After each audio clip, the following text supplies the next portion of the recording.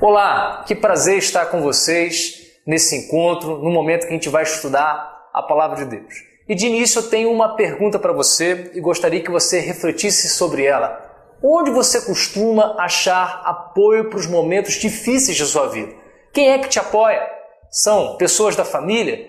É a tua igreja, a sua célula, a célula que você participa, colegas de trabalho ou pessoas ou cristãos de outras igrejas? Na sua opinião, quais são as maiores barreiras para uma verdadeira comunhão cristã?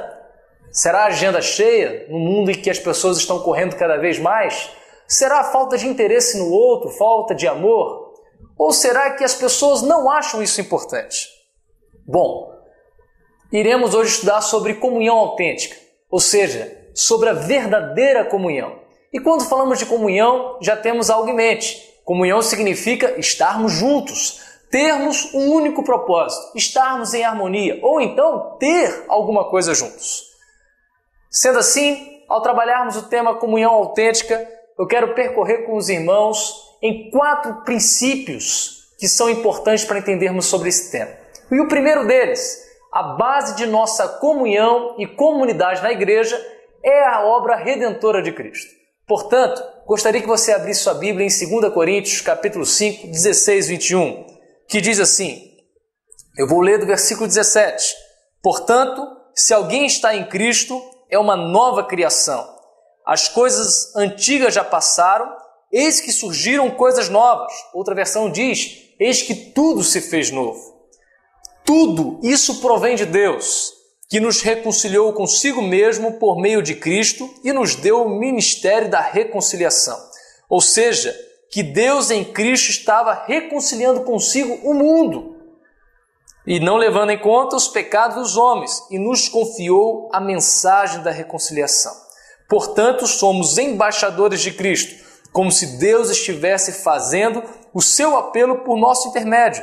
Por amor a Cristo, lhe suplicamos, reconciliem-se com Deus. Bom, quando falamos sobre a base da comunhão e da comunidade, não podemos deixar de fora, obviamente, a reconciliação através de Cristo Jesus. O mesmo ato que nos salva é o que nos coloca em comunhão com Deus e nos traz também para uma vida de comunhão uns com os outros na comunidade da fé.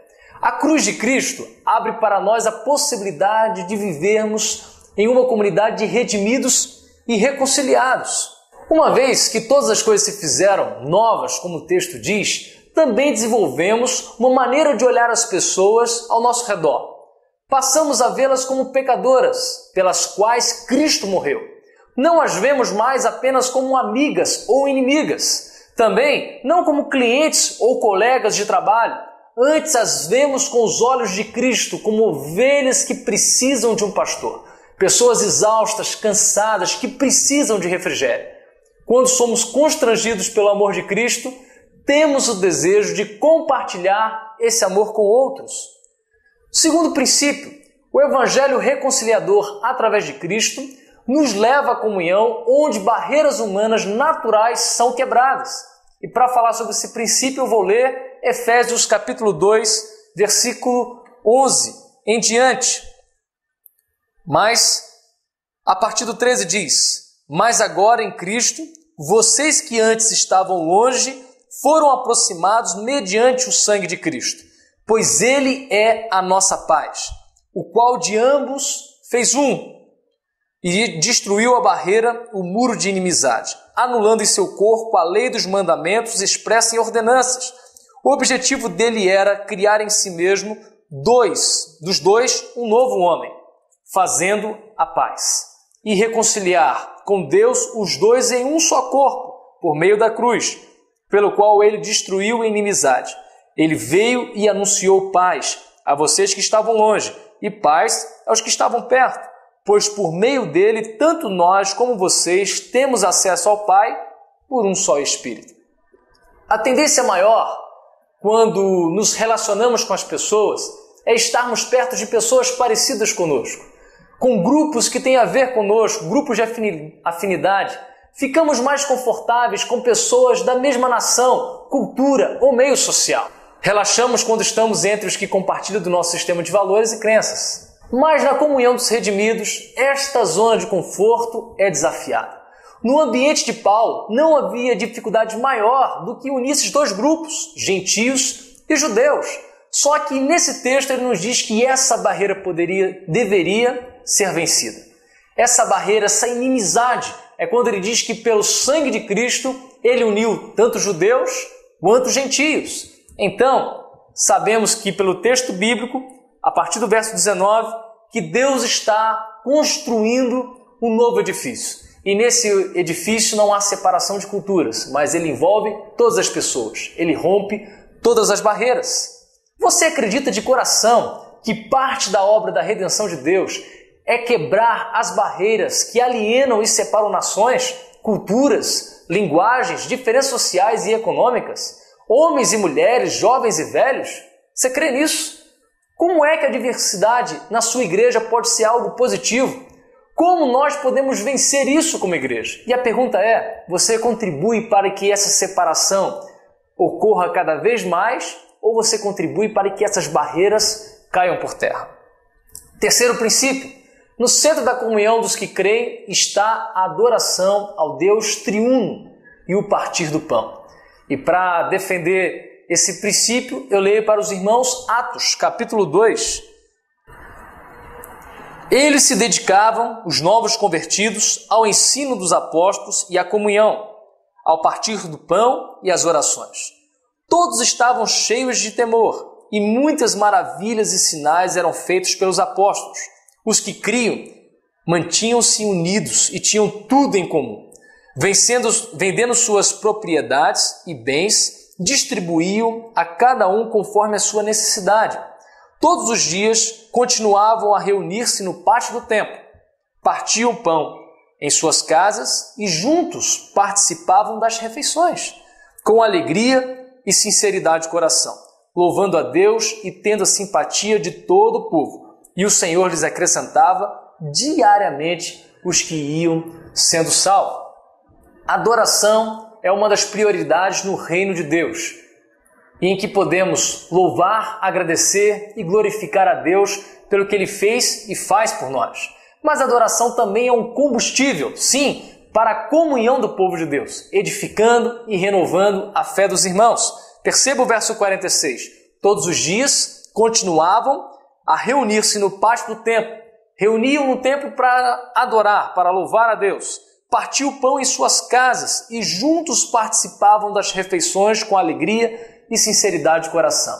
Então, eles não só se reuniam para louvar, mas também para buscar ao Senhor e para fortalecer essa comunhão entre eles.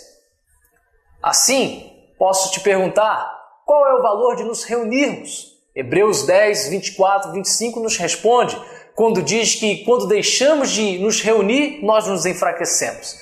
E o verso 24 de Hebreus 10 que vai dizer, quando estamos juntos podemos incentivar uns aos outros ao amor e a boas obras. Existem coisas que se nós não formos constantemente lembrados, nós deixamos para trás. Mas quero ir contigo para o quarto princípio. E o quarto princípio nos fala que as práticas essenciais de comunhão dos que creem são ajuda mútua, prestação de contas e perdão mútuo. Sim, esses três são a base da comunhão. Existem outros, mas esses são os importantes ou a base para a nossa comunhão. E a primeira deles é ajudar uns aos outros. Gálatas capítulo 6, versículo 2 nos diz, levai as cargas uns dos outros e assim cumprireis a lei de Cristo. Precisamos nos dispor para ajudar o outro. Segundo, admoestar, corrigir e confessar pecados uns aos outros.